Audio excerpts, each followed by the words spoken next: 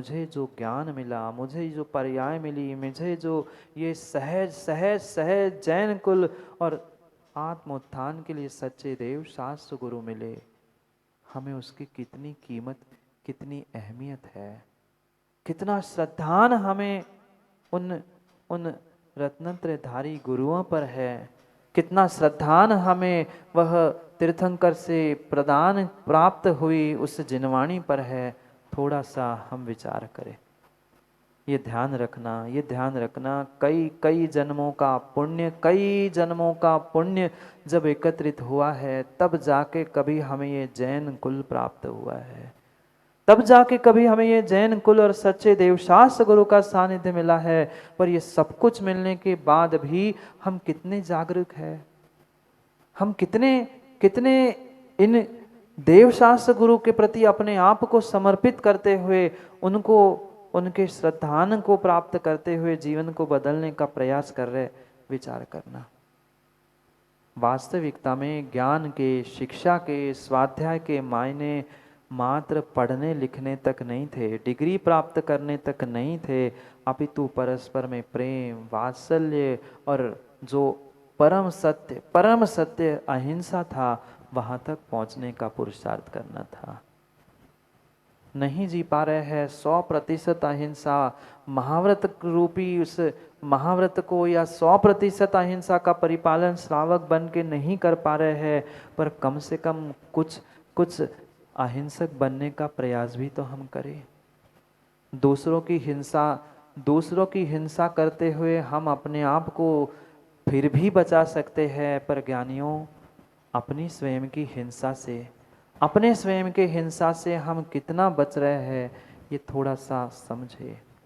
ये तभी संभव है, ये तभी संभव है जब हम अपनी शिक्षा, अपने ज्ञान अर्जन के जो आयाम, जो मायने बना के रखे हैं, उससे बदलने का हम प्रयास करें।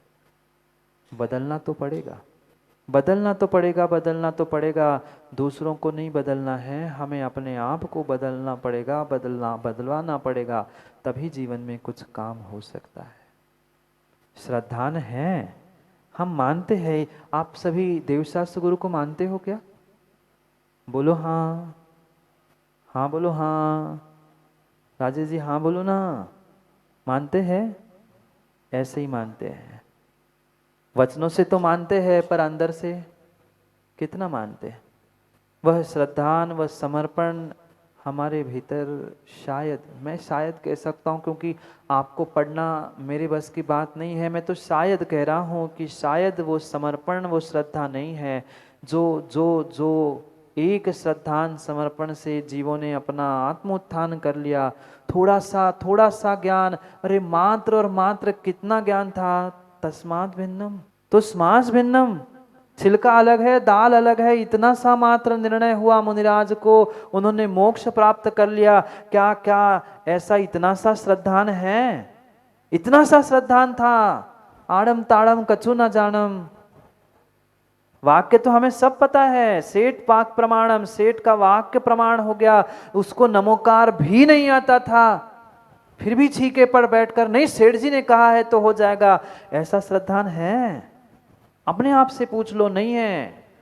थोड़ा सा कष्ट आता है, थोड़ी सी विपरीतता आती है, थोड़ा सा संकट आता है, तो पता नहीं नाना नाना स्थानों पर जाकर कहां कहां हम माथा पटक के नहीं आते, किस किस को खुश करने का प्रयास नहीं कर लेते। क्या करे, हमारे पास माता पिता दोनों हैं, पर हमें अपने माता पिता पर विश्वास नहीं। पर्याय को जन्म देने वाले माता पिता की नहीं, ये परम पिता परमात्मा तीर्थंकर, उन पर कितनी श्रद्धान है, और ये जिनवाणी माँ, उस पर कितना श्रद्धान है। उसे तो नमोकार भी नहीं पता था, जैन धर्म क्या पता नहीं था, मात्र और मात्र श्रद्धान अपने सेठ जी पर था। सेठ जी ने कहा है तो परम सत्य हो सकता है, और मात्र उतनी सी बात उसने क्या सुन ली। पढ़ी नहीं क्या अंजन चोर की कथा? नहीं जानते अंजन चोर कौन था? चोर होने के बावजूद भी क्या श्रद्धान और क्या समर्पण होगा, क्या विश्वास होगा। छीके पर बैठते बैठते एक एक एक एक रस्सी काटता गया, पर श्रद्धान के बलबूते पर, श्रद्धान के बलबूते पर, नीचे किसी शस्त्र अस्त्रों पर नहीं, विद्या सिद्ध करके अपना कल्याण करके चला गया। हम माँ ऐसी विषमता तो घर परिवार में नहीं है जैसी सीता पर आई थी। कभी आपको अग्नि परीक्षा तो नहीं देनी पड़ी। सोचना, जो अग्नि में बैठी है फिर भी कितना श्रद्धान था। किसी माँ का चीरहरण हो रहा था फिर भी श्रद्धान था। आज ना चीरहरण हो रहा है ना अग्नि परीक्षा है, पर फिर भी हम बिना पैंदी के लोटे के समान कभी इधर लुढ़कते हैं, कभी उधर लुढ़क जाते, कभी इधर भागते हैं, कभी उधर भागते हैं। नहीं वो भी तो है, कभी ये भी तो है।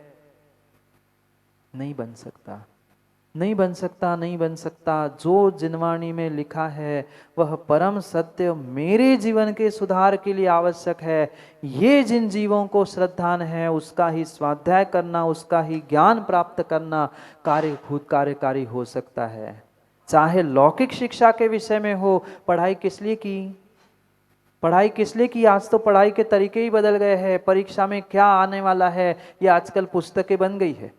आज तक 25 साल के 20 साल के रिकॉर्ड इकट्ठे किए गए और अभी तक का ट्रेंड ऐसा था, आज इस ये प्रकार से आ सकता है। ये कैलकुलेशन व्यक्ति करता है, बालक करता है, युवा करता है, विद्यार्थी करता है और परीक्षा में पास हो गया। सामान्य लौकिक परीक्षा में तो पास होना आसान है, पर जीवन की परीक्षा में पास होना मात्र ऐसी पढ़ाई से संभव नहीं है। हमें अपने स्वयं की पढ़ाई करनी है। जो जिनवाणी में लिखा है, जो ग्रंथों में लिखा है, जो पुस्तकों में लिखा है, उसे हमें श्रद्धापूर्वक जानना है, मानना है और उसका हमें प्रैक्टिकल लाइफ में प्रयोग भी करना है। लौकिक पढ़ाई का भी और पारलौकिक पढ़ाई का, तो ही जीवन बदल सकता है। पर महाराज इतना समय किसके पास है? समय किसके पास है इतना? हम पढ़े हैं ना आने वालों व्यक्तियों को, आने वाली पीढ़ियों को हम कुछ पढ़ाना चाहते हैं। कितने कितने जीव यहाँ बैठे हैं। मैंने पहले भी पूछा था, प्रतिदिन पूजन पाठ करने वाले भी बहुत सारे जीव हैं। मैं उनसे पूछना चाहता हूँ, ये जो व्यवस्था आपके पास है संजीव जी, 8 द्रव्य ही से ही पूजा क्यों? 8 द्रव्यों से ही पूजा क्यों? हाँ बोलते हैं अष्टद्रव्य से, तो वही तो मैं पूछ रहा हूं, अष्टद्रव्य ही बोलते क्यों हैं? 9 शाश्वत अंक होता है ना, 9 चाहिए था कि एक ही द्रव्य से कर लेते। मोक्ष फल में तो सब कुछ नहीं था, अलग अलग करने की क्या आवश्यकता थी? महाराज हमें तो नहीं पता। हमारे बाप दादा से जैसा होता आया है, उन्होंने उठाई द्रव्य ऐसी घुमाना सिखाया, ये पढ़ना सिखाया, हम भी गए, जे फेंका और जे भागे। पता ही नहीं है, कभी समझने का प्रयास ही नहीं किया है। धोती दुपट्टा क्यों, गीले कपड़े करके ही सुखाने थे ना। बढ़िया बढ़िया युवाओं जीन्स टी शर्ट सुखा लो, पहन लो और पहुंच जाओ अभिषेक करने। कभी हमने ना सोचने का, समझने का, ना किसी को पूछने का प्रयास किया। माँ बाप से पूछने भी मत जाना बेटा, पूछने जाओगे ना तो डांट और पड़ेगी। यही कहेंगे हम करते हैं, हमें पूछ रहा है, इतना बड़ा हो गया बाप से प्रश्न पूछते। लो अब क्या समझे हम जिनवाणी को? अब क्या श्रद्धान करें हम अपने धर्म पर? जब बुजुर्गों को ही नहीं पता है, आने वाली पीढ़ी को हम क्या देंगे? और आने वाली पीढ़ी को आप संस्कारित नहीं करोगे, आने वाली पीढ़ी को आप जागरूक नहीं कराओगे, आने वाली पीढ़ी को धर्म क्या है वो उनकी भाषा में नहीं समझाओगे, तो ध्यान रखना रितेश जी, अंतिम समय में वो तुम्हारा हाथ पकड़ में मंदिर लाने की भी योग्यता नहीं रखेंगे। कह देंगे नौकर रखिए गाड़ी, उठाओ नौकर और गाड़ी और पहुंच जाओ। ज़्यादा चाहिए तो वो और 2-5 हज़ार का वॉकर और ले लो और चले जाओ। पता नहीं 10-20 साल में तो और एडवांस टेक्नोलॉजी बन जाएगी। वे आजकल तो मैंने रास्ते में देखे, वे ऑटोमेटिक व्हील चेयर है, बैठ जाओ उसमें, बटन दबा दो, जहाँ रुकना है वहाँ बंद कर दो, पहुँच गए, ज़रूरत ही नहीं किसी की। ऐसा ना हो, ऐसा ना हो, ऐसा ना हो। इसलिए हम समझे और आने वाले पीढ़ी को समझाने का प्रयास करें कि वास्तविकता में हमारा यह जेनेस्टिक साइंस है क्या। परिपूर्ण विज्ञान जो आज का बना है, ये मात्र और मात्र हमारे जिनागम से बना है, हमारी जिनवाणी से ऐसे ऐसे रहस्य चुराए गए हैं और उन चुराकर ही उसका ही पेटेंट बनाकर अपना अस्तित्व बनाने के लिए विदेशियों ने, वैज्ञानिकों ने सब कुछ अपना बना लिया। ऐसे ऐसे ऐसे ग्रंथ धरोहर के रूप में आज भी विदेशों में हैं, जिसकी बदौलत वे बड़ी बड़ी रिसर्च करते हुए पूरे पूरे ब्रह्मांड को नए नए आविष्कार दे रहे हैं। हम, हमारा सब कुछ, हमारे ही जिनवाणी, हमारा ही शास्त्र चुराया, उन्होंने रखा अपने पास और उन पे रिसर्च करते हुए उन्होंने दुनिया को खुश करने का प्रयास किया। कहने लगे हमारा आविष्कार है। ये सब हमारे जिनवाणी शास्त्र का ही परम परम परम उपकार है। भगवान के दिव्य ध्वनि में प्रत्येक विद्या प्राप्त हुई है, पर हम कितना समझना चाहते हैं, हम कितना समझना चाहते हैं, हम कितना जानना चाहते हैं, हमें भी समय नहीं है और न हम आने वाली पीढ़ी को समझाना चाहते हैं। क्या करें, क्या करें। वे प्रतिदिन प्रतिदिन पुरुषार्थ यही चल रहा है और यही प्रयास चल रहा है, जैसे बने, जिसको जहाँ जैसे समय मिले, कम से कम 15-20 मिनट, आधा घंटा अपने जीवन को, अपने आप को बदलने का अवश्य करना ही होगा, करना ही होगा। यहाँ तो कह के भी क्या करे। व्यक्ति को समय नहीं है, फुर्सत नहीं है। जो संजीव जी अभी कौन बैठा था, एक आध दो बैठे थे, दो लोग सुबह सुबह, जो शनिवार रविवार जो जेनेटिक साइंस की विशेष युवाओं के लिए कक्षा होती है, ये कक्षा पहले चतुर्मासों में सुबह 5:30 बजे लगती थी, या तो आदिश भाई पूरा हॉल भला मिलता था। उनको इच्छा थी, समझना था कि हमारे जैन धर्म में ऐसा क्या है, क्यों से वैज्ञानिकता से हमें समझना होगा, ये उन्हें समझने की प्यास थी। हमारी पहली प्यास एसी कूलर ने ऐसी बुझा के रखी है कि हमें समझने की इच्छा ही नहीं है। और बुजुर्गों, आप ही नहीं समझ पाओगे, आप ही आज पकड़कर उन्हें जिनवाणी का रसपान नहीं कराओगे तो ध्यान रखना 72 से 72 स्थिति आने वाले समय में होने की पूर्ण संभावना है। मैं डरा नहीं रहा हूँ, बिल्कुल नहीं डरा रहा हूँ, पर असलियत से आपको वाकिफ कराना चाहता हूँ कि आने वाली स्थिति यही बनने वाली है। ऐसी स्थिति ना बने जो गहरे गहरे रहस्य हमारे इस जिनवाणी में, शास्त्र में लिखे हैं, उस सच्चे शास्त्र को जानो, सच्चे शास्त्र को मानो। संसार के प्रत्येक प्राणी का हित इस शास्त्र में निहित है। पढ़ने का प्रयास करो, निकालने का तरीका आना चाहिए। जिनवाणी में कोई विद्या, कोई कला अछूती है ही नहीं है। आज के चाहे डॉक्टर, इंजीनियर, इन सबकी भी विद्या हमारे आगम में लिखी है। एक से बढ़कर एक भेषज शास्त्र लिखे है, एक से बढ़कर एक ऐसी विद्याएं लिखी है जिसका तोड़ आज के वैज्ञानिकों के पास भी नहीं है। एक ऐसा महान ग्रंथ श्री भूवलय नाम का है, नाम सुना? कम से कम नाम ही सुन लो।